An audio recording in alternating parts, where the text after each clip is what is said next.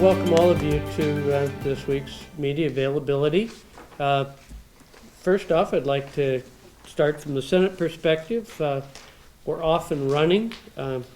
We've had Ways and Means working the way Ways and Means is supposed to work. We've reviewed the governor's budget. We've gone through information last night on McCleary. I think it was something that members from both sides better understood the target dates and the amounts in a very readable form. We had a lot of good questions and input from members from both sides about what that might look like.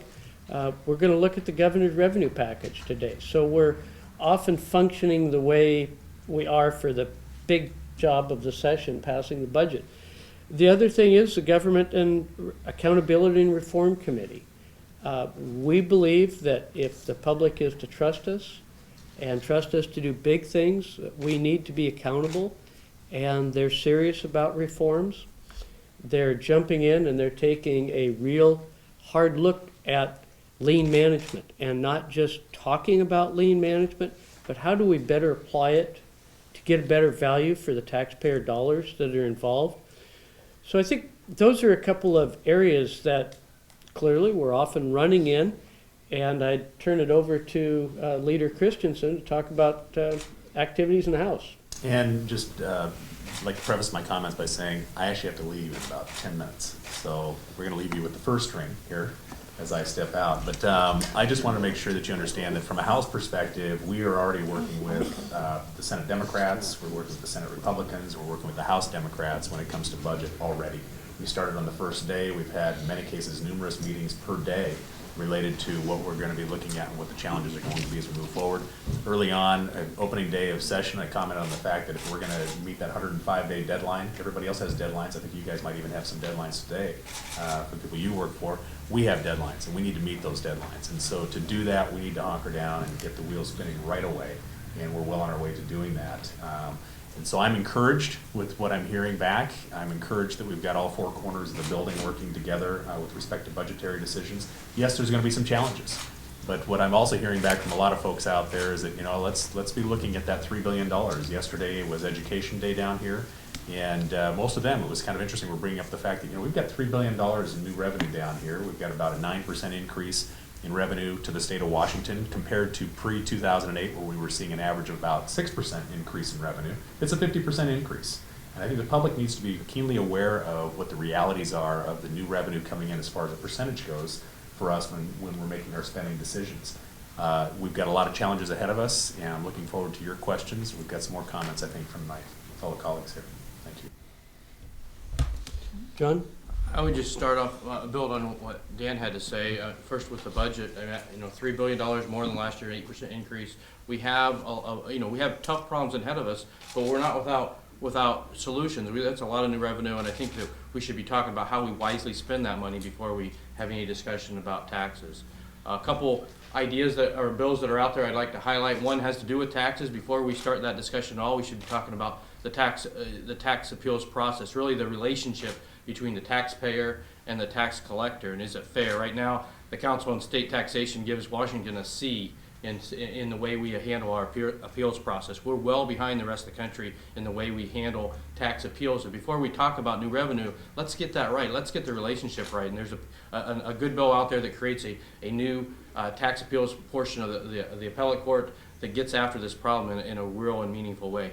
The other thing I would mention is the bill out there that's been out for a couple years now to move the revenue forecast up a month so that we can get that information in time to get the budget out and finish on time. This is a simple bill passed out of the Senate last year, 49-0. It just gives us the tool to react on time and do the people's business in the time that we're given.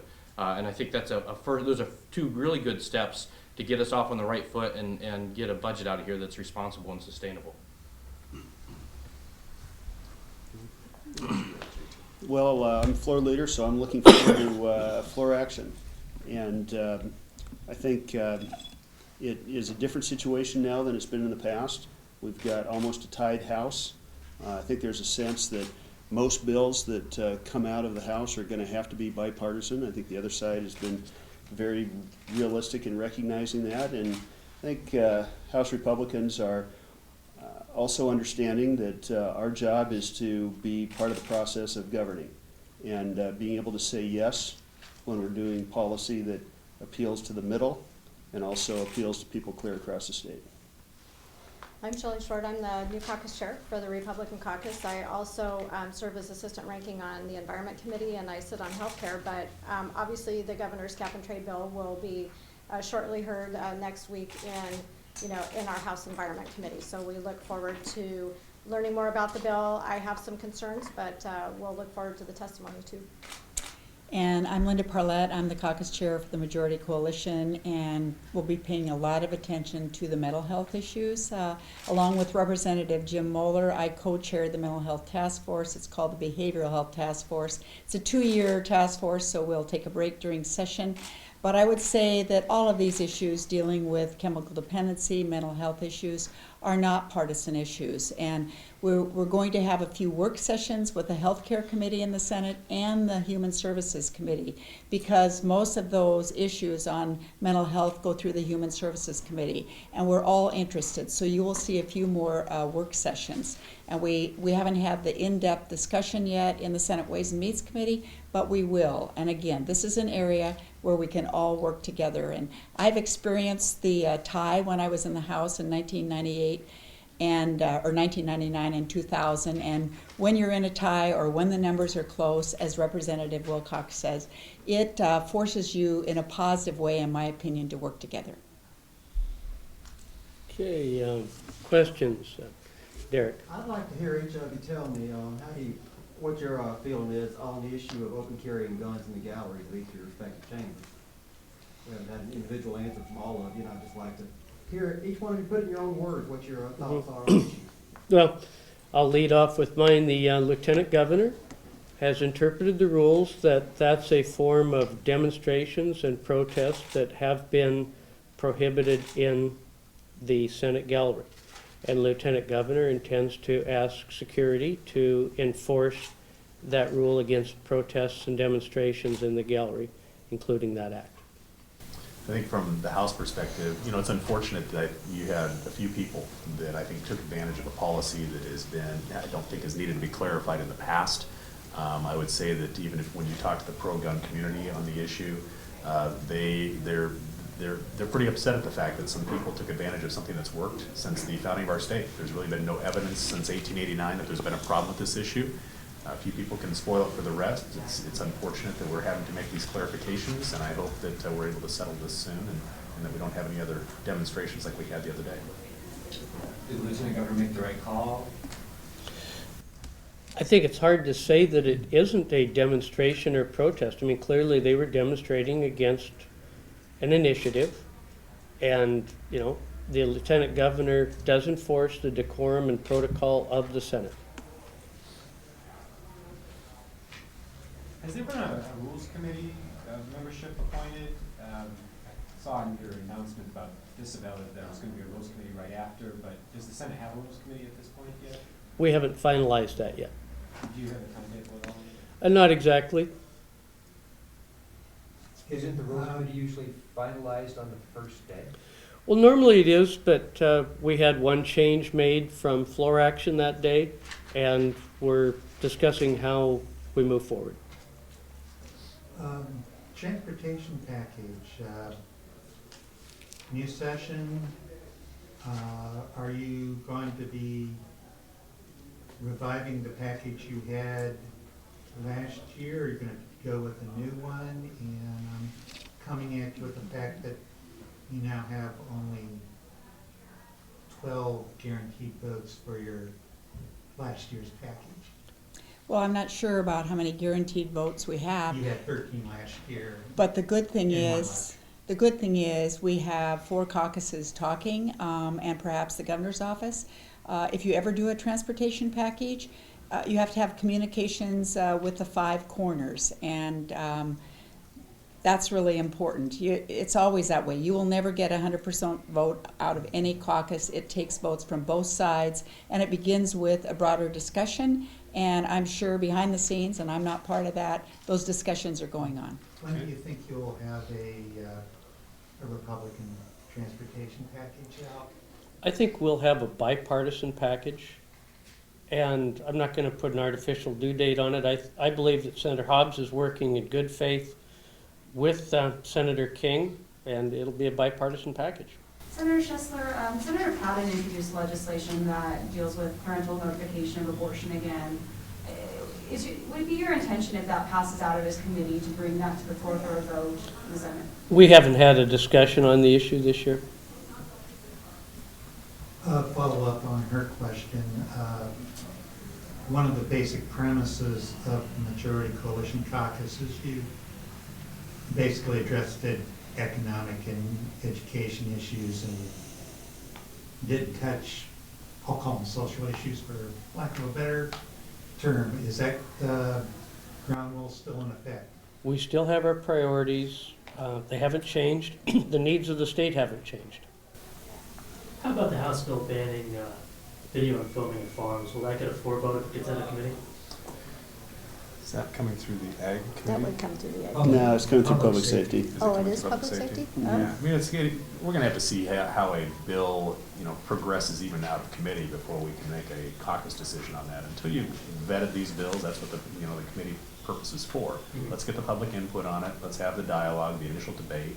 That's when we decide, especially the majority party decides whether there's a vote to even get the thing out of committee. And then, as far as the caucus perspective on it, we'll all learn about the bill and what actually may have or not passed through the committee before we make a caucus decision on it. Following up on that, Representative Wilcox, you're a co-sponsor of that bill. You and Representative Schmidt, the author, you all are both farmers. Is that a conflict of interest in any way that would seem to help the business interest?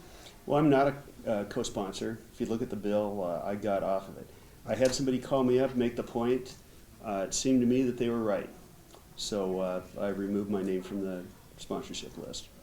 Do you intend to vote for the bill? I don't think it's going to see a place where I get to vote for it.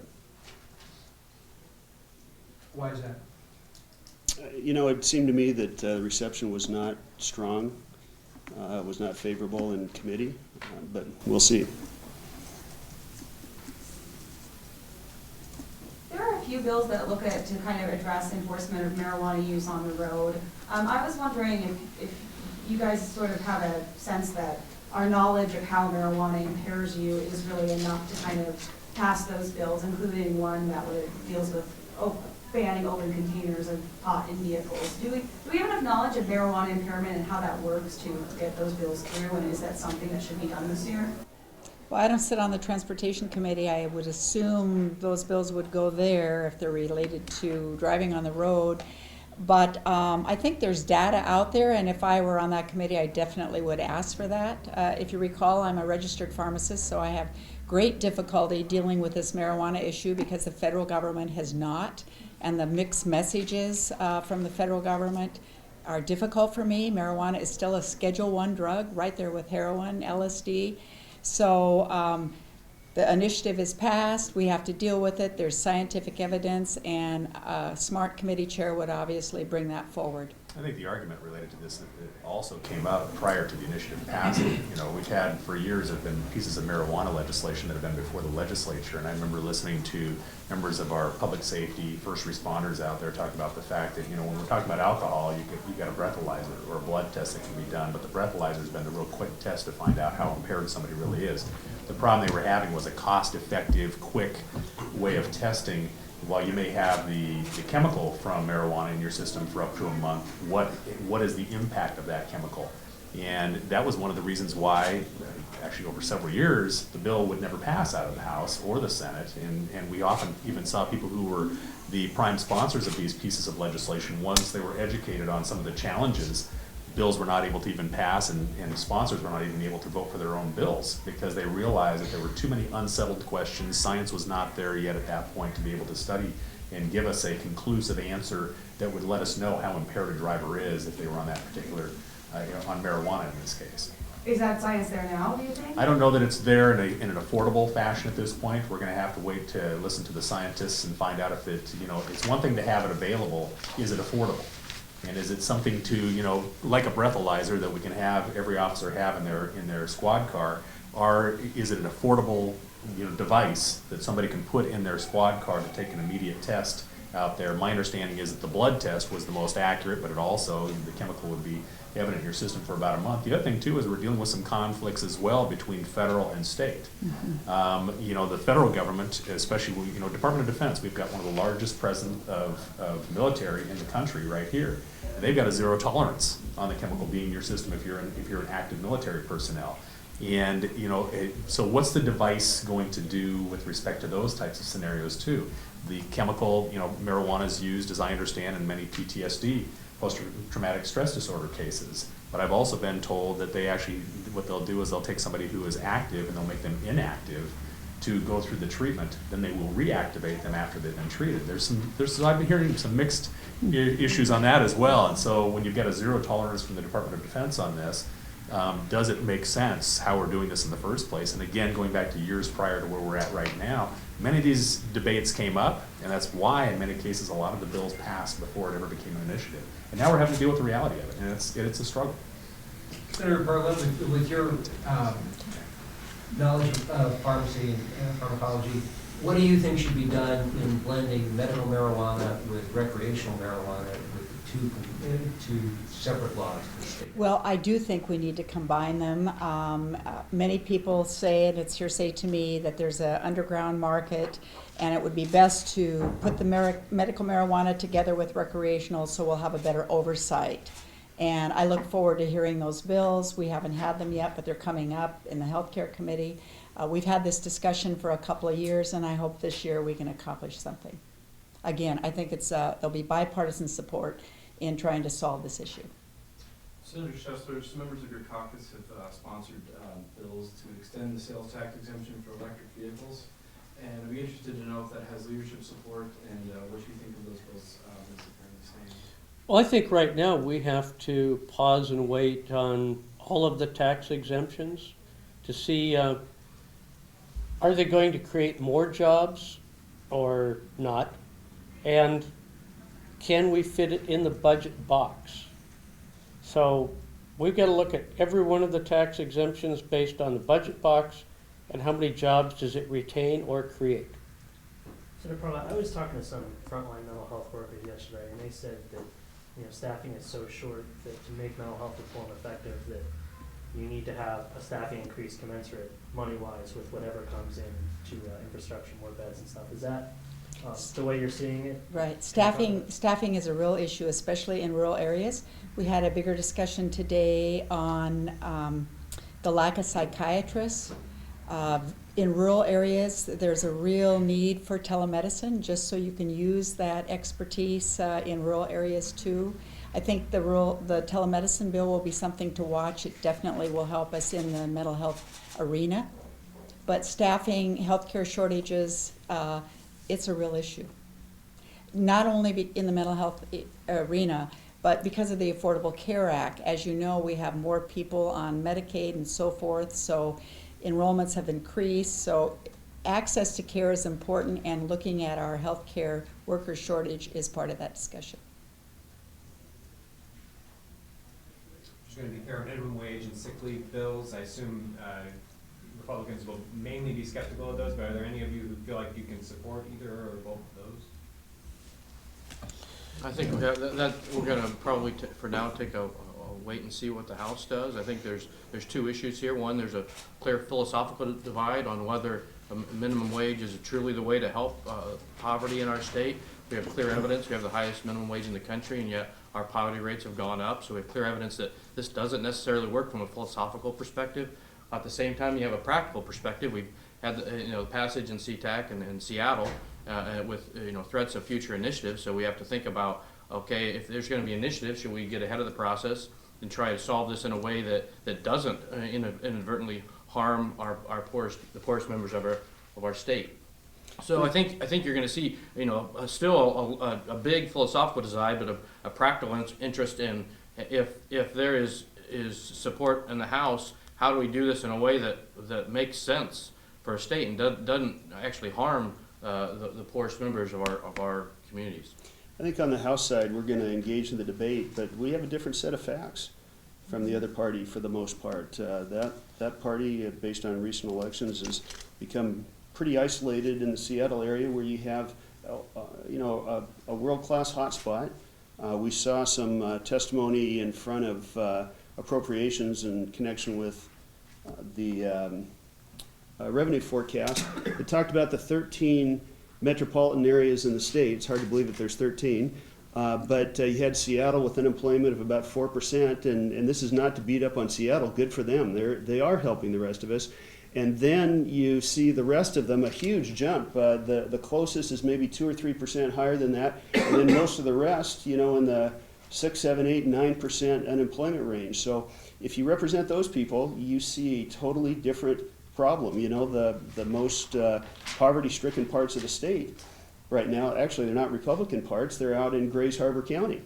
But very many of the rural and Republican areas are struggling with 7, 8% unemployment and underemployment way beyond that. And so that's not really the solution to underemployment. And so what we're looking for is things that are going to work in Seattle, because we want to preserve that hot spot, but also for places like Yelm and Wakanda and all the other small towns across the state, and the small cities too. So does preserving that hot spot mean that you allow the Seattle's policies on sick leave and minimum wage to stand? That isn't really in front of us right now. If it is, we'll talk about it. But I'm just asking, again, going back to Joel Kratz, 3 or 4 or 5 months ago, was it that? No, it was more than a year ago. We've done the things that were necessary for Central Puget Sound. Now we want to work on the rest of the state. Okay, but I'd like to add to that a little bit, Jordan. We have border counties, and somebody needs to just once ask small businesses across the state their opinion on this. And then in the border counties, when you're in Clarkston or Pullman, and across the river, Idaho uses that federal rate. When you're looking at Spokane County, Pend Oreille County, your competition isn't in Bellevue, it's not in Renton, it's in a state that has the federal minimum wage. And they have a real tough time competing in those areas. If we go to an exceptionally high minimum wage, our friends in Clark County, Klickitat County that compete with Oregon, they have some issues too. So we got to look at the whole state, and for once ask the small businesses of this state, can they do it? Can they live with it? Is there a danger of a two-tiered minimum wage system, 15 in Seattle and 67 currently now? Highest in the nation. Highest in the nation. If I was a 21-year-old in Whitman County, I'd book to Seattle just because working McDonald's there is, I make more money than the McDonald's in Whitman County. John, we've already got a two-tier economy, right? I like the question because that's the economy that we already have, and that's why I think it's so important that we don't leave everybody else behind. They're just as important, and the kids that grow up in Yelm should have the same opportunity. Yelm is never going to be a world-class hotspot, right? We know that, and it maybe would ruin Yelm, but they should have the same shot. And that's about opportunity, not just putting a floor underneath it. And you'd be surprised. I had a waitress at a place I've been going to since the 80s come up and talk about the minimum wage. And she was not in favor of raising it. She says, I make good tips here. The folks here pay me what they can afford to. And she's talking about the patrons too. And she wasn't looking to have that disrupted. So yeah, it's a danger. And the problem is not two-tier wages right now. It's a two-tier economy. I got it for 2 more questions. There's also, wages may be higher in Seattle, rents are through the roof. There's some people who want, additional notice, things like that for renters of rent increases. I can't remember all the other proposals that the housing, folks putting out there. But is that something that you would consider on that? Well, I end, think that, allowing either local flexibility for a place like Seattle that wants that, or applying something state? The key to holding down costs is increasing supply. And I think it's probably a disincentive to invest in more rental properties, more homes, if you put disincentives out there for the investors that want to create affordable housing. Just to follow up on Jim's question, if one of those other bills was to ban discrimination against Section 8 renters or other people who are paying for their rent with government benefits, veterans, disability, things like that, do you think you could support something like that? You know, I don't serve on those committees right now, so. Or anyone up there, Yeah, really, for any of you. One last question on drone. What if anything are you guys doing in your caucuses to try again on drone regulations or regulate government agency use of drones following the governor's veto of the legislation last year? Is there legislation? Well, I haven't. yeah, that's, at this point, it's been championed by the House, and I think we are concerned, had a conversation with some of the original proponents. I think it's very legitimate for people to be worried about surveillance in their backyard, you know, or in their pool, or, you know, wherever. This is not just a business thing or a farmer thing. This is a privacy issue for everybody. And I don't think that our caucus is happy with the governor's point of view yet, but we're going to engage and stand up for what's right on this one. thank you. Okay.